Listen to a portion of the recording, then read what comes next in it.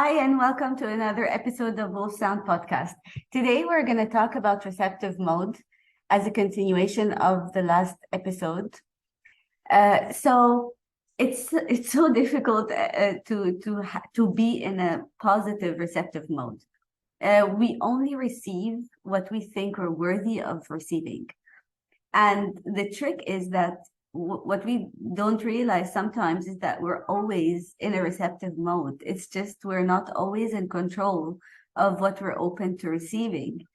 And that's so crazy. We always talk about receptive mode, or I hear teachers talk about receptive mode, that we have wishes and goals and dreams, and then there's blockages that prevent us from reaching those goals and dreams and intention to be able to have the right intention and energy in order to receive what we're asking for. So we end up being receptive to the things that are based on the beliefs that were engraved within us for many, many years, or maybe since childhood. A lot of things are being repeated, false beliefs being repeated over and over again as we grew up. I grew up, like, I was born in the 70s, so maybe the newer generation are growing up with different set of beliefs, but I still hear it to this day, false beliefs that are being repeated, and then we believe it, and then mentally, when we understand that actually they're not true and they are causing a blockage into our path, we can only understand that mentally, but it takes a lot of deeper digging in order to actually change the belief energetically and eradicate it. So I'm going to discuss the biggest things that people tend to ask for, and that is money and love. Money and love are the two major things that people express issues with. So our false beliefs are creating the blockages, and when we lose our sense of worth, we create more blockages. So everything is so intertwined. So let's break it down. First, on money and wealth. We have false belief number one, money is the root of all evil. Well, no, people are, like, how you use money is a tool. It's just a tool for you to get stuff or to invest in stuff that you want or help other people with. So if some people will use money for evil, and some people will use it for good. So money is just a tool. It's not the root of anything. The second belief, money doesn't buy happiness. Yes, it does. If it actually does. Like, unfortunately we live in a world where money even exists. Okay, so we live on this planet, and we're the only species that created this concept of money, and I think it because of human greed, it started a lot of wars and a lot of damage to our lives. Most people can barely survive today.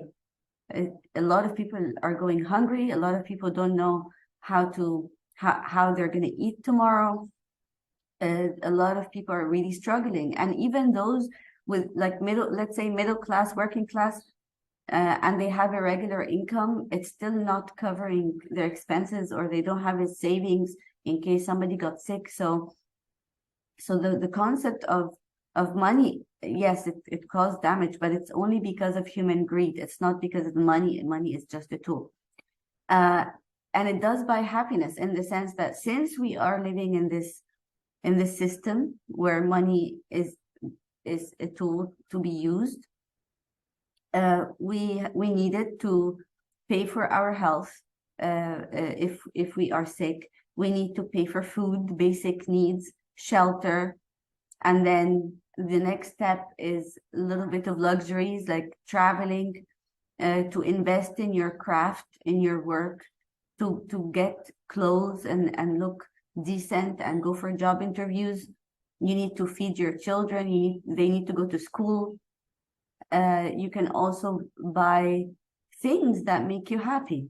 And when you have your basic needs met, and then you have the ability to purchase things that make you happy, your emotions and your vibrational energy is has a way to align with more of what you want, right? So I'm not saying that every rich person is happy or every poor person is unhappy. I'm saying it's a tool and it's how you use it. And if the belief says money can't buy happiness, yes, if I have money and I would buy a ticket to fly somewhere that I love, that's happiness. If I didn't have it, then I'm staying put where I am. Okay. The third belief is money is power. Unfortunately, it's not fully false because of how people use it. So if you tie money with power, that's when there's always this weird situation. A lot of you have gone through it, I'm sure. You're working for somebody who built an empire, okay, and they have a multi-million-dollar business or billion-dollar business, whatever. And then when it comes to your salary, basically getting peanuts for your work, and even though sometimes you don't get paid, and you're wondering, why the hell am I not paid? Like, they can afford it, they can pay me. But when people who tie money with power, they see it as their own power. Giving it to you means they're giving you power. It's not about giving you the money. It's not the money itself. It's they don't want to give you a piece of power. You understand? And I spent years wondering why some people they would ask me to write something or to work on something, and then they just don't, they escape. And I'm like, why? I was actually, the salary was so small and insignificant that it didn't make sense. But it made sense the moment I realized that it's this link between money and power. So money is also energy, like everything else in the world is energy. So it's how you use it, and it needs to circulate. And when we hold on to it too much, then what we do is what it indicates that we have a scarcity mentality, to live in fear of not having enough, or to look at someone else who is successful and receiving what they are deserving of, and we look at it, and some people think in terms of competition. I believe there's enough for everyone in the whole world many times over. There is enough. It's just the scarcity mentality that is blocking that flow and preventing so many people from living with dignity. So there is more than enough for everyone. In work situations, I never look at what somebody else is doing unless I'm learning something from a mentor. But I'm not looking to see, oh my God, how can I outwork them and outdo them? And I don't like this whole energy of competition. I don't want to focus too much and waste my time and energy on looking at somebody else, and who knows what their journey is like. And then instead of actually doing what I do best and focus on my own path. And that's what a lot of people don't understand, that your competitors can get very nasty and they want to destroy you. Like, why waste that time? There's more than enough for everyone. Nobody is exactly the same. And some people will imitate you, which is quite irritating, actually, because for two reasons, not just for you. Like, when they imitate you, I don't look at it as flattery. I think it's very annoying and irritating, because it damages something in your process, that horrible energy. And at the same time, they're wasting their own time to apply what they are good at that you cannot do. So we need some balance and harmony and collaboration.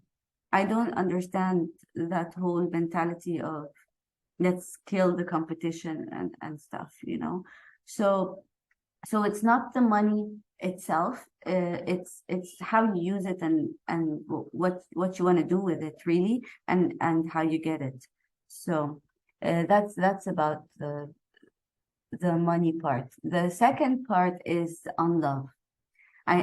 It's huge. I think love is I'm not talking about romantic love, by the way. I'm talking about love as in its essence, and I'm going to talk deeper on that in the emotional gym. Love is what I believe. Love is what the universe is made of. It's that point of complete peace, complete receptivity, complete generosity, genuine kindness, openness, at the same time, very healthy boundaries, which we're going to talk about. So love is this state that does not coexist with fear. So wherever there's fear, you cannot have love, and vice versa. When we're sitting in that love state, this complete comfort, the fluffy feeling in your heart, that light inside, you cannot have fear at the same time. So false beliefs on love. I am unworthy of love. A lot of people talk about this unconditional love. What is unconditional love? There is no love with condition. So love is love. That's it. There is no such thing. I don't need to say unconditional love because it's redundant. And you cannot say conditional love because there is no such thing. If there are conditions in the sense that, let's say, for example, you have a child and the child makes a mistake. So you confront the child or correct the child on the mistake. You say that whatever happened is bad, but you don't remove the love. You don't say, if you behave this way, I will not love you. And that's what a lot of people confuse in a lot of ways. And if people grew up this way, they end up in very abusive relationships as well. It becomes very conditional. It's either you do what I say and do what I want, otherwise I will remove the love. I don't know what kind of love this is. It isn't. It's just, it isn't love. So that's a false belief. When we start to think I'm unworthy of love, I think everybody is worthy of love. Not everybody is worthy of your time. You don't have to spend time. You can love people from a distance, as Oprah Winfrey or Ian Lavansan said. You can love people from a distance. The love has nothing to do with it. It has nothing to do with, it doesn't mean you have to be around people that harm you. And it doesn't mean that you don't set boundaries. It doesn't mean that, it doesn't mean any of that. It's not a link to an obligation to be around someone. You can love from a distance, and you cannot love, be in that state of love if you feel unworthy of anything, because you have to believe in that worth, and you have to believe that love is something that is within all of us. We're capable of it. Well, maybe except like people born like psychopaths without a conscience. Maybe they don't have this capacity, but that doesn't mean that love can be conditional. This is one thing, and setting boundaries and not having to deal with someone is a whole other thing. Okay. The second belief I hear a lot is either all men cheat or all women are users and liars or dramatic. Okay. If you go around believing that all men cheat, then that's exactly what you're going to find. We find what we keep looking for. I don't believe that all men cheat, and I don't believe that all women are dramatic. I've seen so many dramatic men, and intense and emotional, and I've seen men that are grounded and they don't cheat and they treat their women with the utmost respect. I've seen women who were very level-headed and calm and grounded. So these beliefs of generalization, I think it's false. I think when there's something negative or a group of people behave in a certain negative way, it becomes very loud, and then we think that everybody's like that. But I don't think everybody's like that. And I've seen it. So this belief also has to be eradicated, because even if when you meet somebody, let's say you're someone, you met a man and you believe all men cheat, what kind of relationship are you setting yourself up for? That paranoid relationship, you're always looking when he's going to cheat or how or with whom. It's going to be hell for you and for your partner. And if a woman is labeled dramatic and emotional all the time, then every time she comes to you with a concern or she wants to talk about something, no matter how grounded she is, you're going to just react very quickly and say, oh my God, you're dramatic, here we go again, based on your belief, not based on her character. So this is a huge blockage to actually have a fun and healthy relationship. I don't see a point in having a relationship if it's not fun and has this open connection and trust. I don't see the point otherwise. The fourth belief, unconditional love does not exist. So I'm saying, like, the false belief of this whole unconditional love. And I already talked about that. Number 4, I will never find anyone to love me. Oh, you don't know that. You just don't know that. And maybe you have, and you didn't want the person back. So we don't know enough to be optimistic or pessimistic. So if we don't know, then we might as well be optimistic, and also know that you're going to be okay either way. You don't have to put your worth and your happiness in somebody else's hands. So to depend on somebody else to reflect back to us. Of course, we need each other, and I believe everyone needs love and connection. We're made that way. We're human beings. So we do want it, but we also have to understand that it's not this desperation and to rely on somebody else to make us happy. That's where the downfall is. Okay. So these are examples of false beliefs that block our receptive mode. So to replace our resistance for receptivity, you question your beliefs and pinpoint the ones that are neither true nor helping you. Look at your life. I like to always work backwards. I would see the bottom line, what is not working right now? And when I see something is not working well, then I go back and trace it back to a belief that I still have inside. Because mentally I can understand it very well, but maybe it's still there driving and I'm not even aware of it, because I think, oh, I already know that, but knowing it is not enough. I have to work through it. So I have to go back. Number 2 is replace false disempowering beliefs with empowering ones. Again, to believe that our worth is in what we do, what we give to others, that we say yes to people, even if we want to say no, our usefulness to other people. So we have to first know our worth, and then go from there. But the worth is inherent. Again, it's not based on your success according to other people or your path, your life path.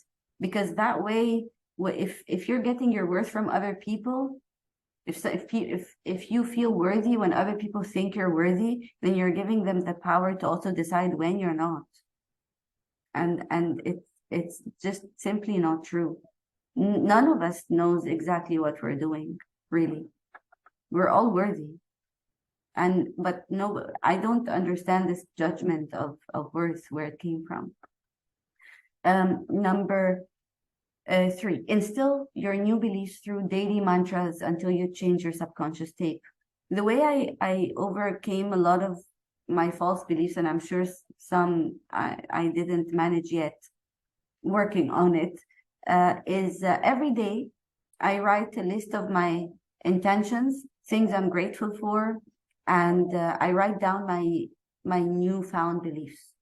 And the act of writing, there's something between the pen and the paper in your hand it creates magic. It's very different than just saying it. Writing it down makes a huge difference every day. And a lot of times, especially the time when I really, really needed to break down some false beliefs, I would sleep listening to Dr. Wayne Dyer, for example. There's one called 101 Ways to Transform Your Life. I found it life-changing. It's beautiful. It's amazing. Another time when I would want to get over something, a bad situation, I would listen to other people. Also in my sleep, because when you're sleeping and you're listening or learning a language, you play it in your sleep. When we're sleeping, we get out of our own way and help our subconscious change that false tape that's been playing for too long. This is the fastest way to correct things in your life, much better than just talking and thinking about it. 4, set clear intentions and be as specific as possible. Intentions, I have something to say about intentions. Actually, I don't really believe in good and bad intentions in the same sense that people talk about. They say, oh, my intentions were good. That means I wanted to do something good for you, for example. Or, oh, the intentions are bad, So I believe in aligned intention and misaligned intention. This is key. Okay, so here we go. In intention, a good and aligned intention means that my mind, body, heart, and soul are all in full agreement and alignment and the same energetic field that aligns with my goal. Okay, so everything is in agreement. My energetic vibration, my mind, there's no blockage, there's no false belief. That's why a lot of goals that you want to achieve that come easily, you will know every time it's because you did not have a resisting belief that is messing up with your intention. A bad intention is a misaligned intention. It means that there's a huge gap between what I want and what I mentally understand and what I subconsciously believe and operate from. So the misalignment will prevent you from reaching your goal. And this is why you can see people that have very horrible goals, meaning, let's say, serial killers. A serial killer with an aligned intention succeeds at achieving their goal and they go and harm somebody and then they get away with it. That person had an aligned intention. And then you have a good person who wants to do good, but something is blocking them, a false belief, like somebody who wants to be successful and be wealthy so they can help other people and invest more in their work so that it spreads more, but it just never happens. It's because there's a misalignment there. There is a belief inside that says, hey, it's not possible. Also, when you have when you're surrounded by when you're surrounded by people who don't believe in you, or people that always they throw jabs at you and your work, or they make fun of you. They make fun of you and your dreams, and they say they hold you hostage to who you were, like many years ago. They say, "Oh no, you're not the kind of person that can do this," or "Who do you think you are?" And then these things, if you are vulnerable to this belief because you hosted it yourself, it can easily get in your way. And then the way you're applying your work gets damaged. Or you do your work well, but then you do something subconsciously to sabotage it. The sabotage, I've seen so many incredibly talented people that just seem to never be recognized or included. And almost always, not always, but like almost always, you'd see a behavior in them that is self-sabotaging because they don't sit well in the belief that they are worthy of having that. Or maybe it's their fear of losing it. I used to say, I'm so scared of having something to lose. So I would be scared of joy. I would be scared of someone who would show that they care. And then I'm like, oh my God, I didn't realize this was part of my dynamic. You would run. And then I learned that a lot of people have that, even though they don't necessarily put it this way. But it's when something really good happens and then immediately there's a feeling of dread.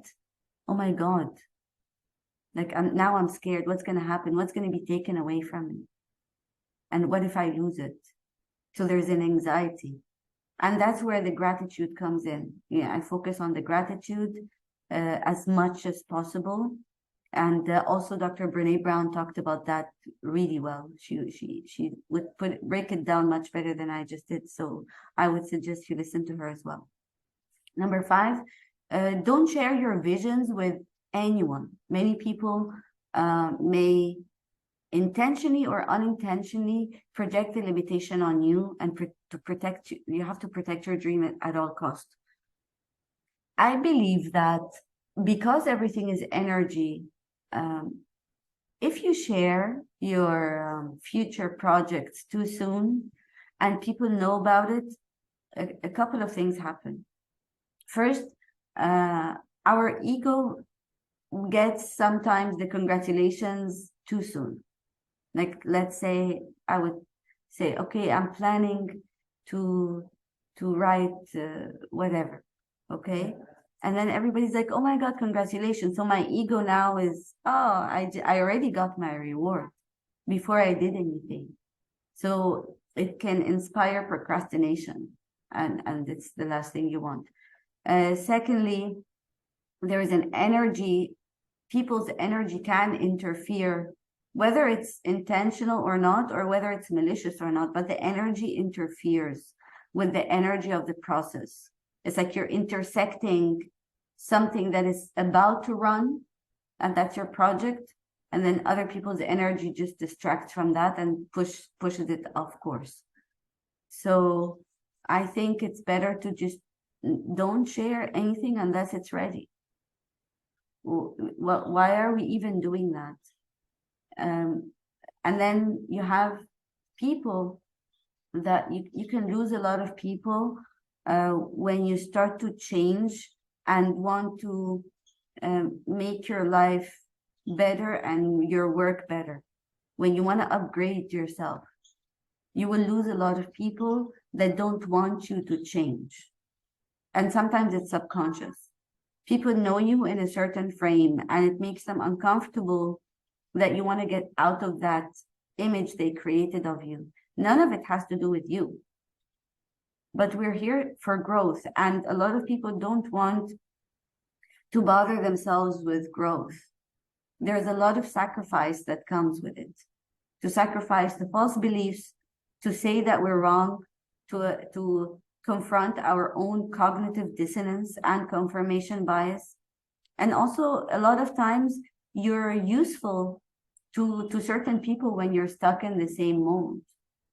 Sometimes when you're really, really good at something, but that something is not your calling. It's not what makes you happy. It's not what you were created to do forever. It's not your calling. But at the same time, you're very good at it.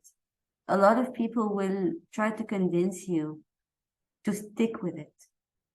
They don't understand why it makes you unhappy because you're so good at it, so you should keep doing it.